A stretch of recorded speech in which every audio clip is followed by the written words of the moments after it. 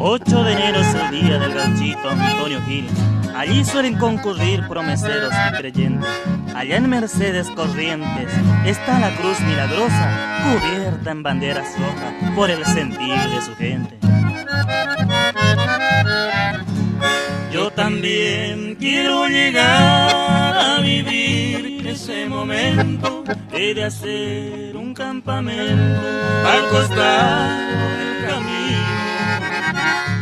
Quiero compartir mi vino de andariego y soñador bajo ese cielo divino y un chamamé florido. Milagroso Antonio Gil, de Yepo Teitán, con todo mi sentimiento de que ayer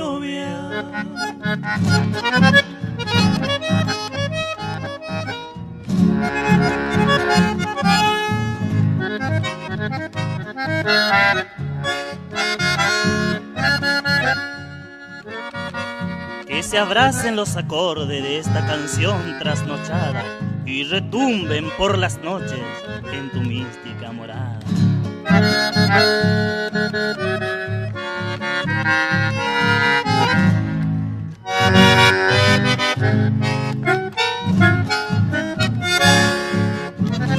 Milagroso Antonio Gil, de Yepo Teitán, con todo mi sentimiento de que